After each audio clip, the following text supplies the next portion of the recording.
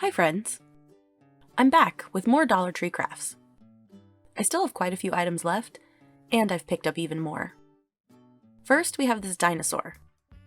Stegosaurus. The Stegosaurus has always been my favorite dinosaur. Maybe it's the spikes. The wood is a little rough on the edges of this dinosaur, so I'm just going to sand it with some fine sandpaper. I'm making sure to really get the tops of the legs where the layers of wood are glued together. I seriously considered using clay to round out the edges and really sculpt this into a dinosaur shape. But after last week, yeah, I'm just gonna paint this. I started with a light purple. I seem to have a habit of making dinosaurs purple. I don't really know why. I guess they just have purple energy to me. I made sure to really get into every little crevice, in between the spikes, and under and inside the legs. I went with a slightly darker purple for the spikes. I did also color in between these spikes, but I didn't film it because it pretty much sucked to do. Sticking with the purple theme, I made purple spots on the dinosaur's hip. I thought they were really cute, so then I just added them everywhere.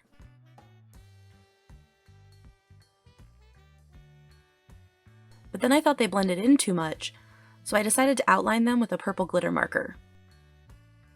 And I hate that immediately. So let's try colorful outlines around the spots. Yes? No? Too much? Well, too bad. I'm going with it. And I will fix that first set. I gave him some little toenail things and a face. Huh? Sealed him in, and here he is.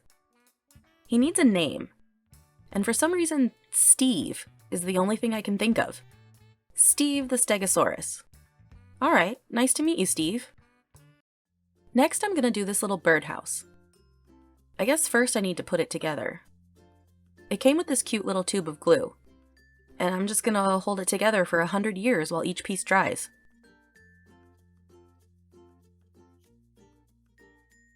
After it dried, I put more glue in the seams to really try to reinforce it. It's not actually going to get used by birds or anything, but I'm a big klutz and I will drop it. For the paint job, I really wanted to go for a gingerbread house look, but like a pastel gingerbread house. So I painted it in light pink.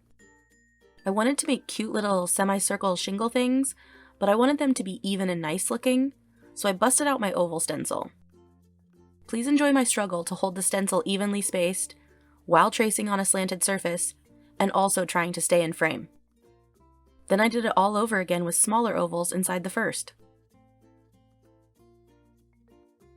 I broke out my Poscas again for the rest of this. I spent so much time thinking about this color placement. I wanted it to look random, but I also didn't want any of the same colors touching, and with 3 colors you basically have to keep them in the same order to achieve none of them touching. So then it's a very specific pattern and not random at all. If I had spent more time planning ahead instead of analyzing the color pattern, I might have saved myself some time and painted the roof white before I did the shingles. Oh well. Next I'm going to add some candy cane spiral thingies around the window and on the front corners.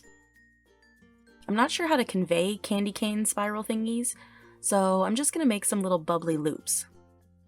And then I'm going to alternate colors.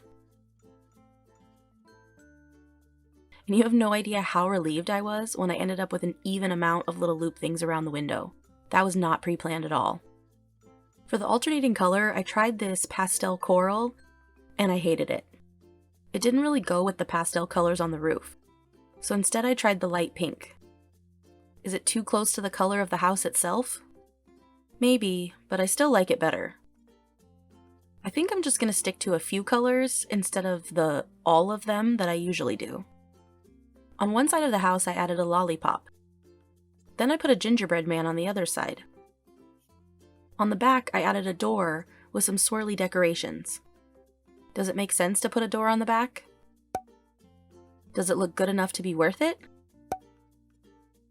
Finally, because this house doesn't have enough going on, I added polka dots all over it.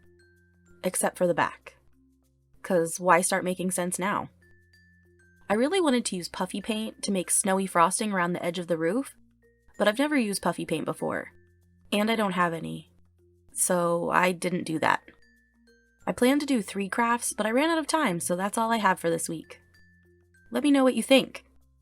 And don't forget to like and subscribe if you want to see more videos like this. Thanks so much for watching, and I'll see you next time.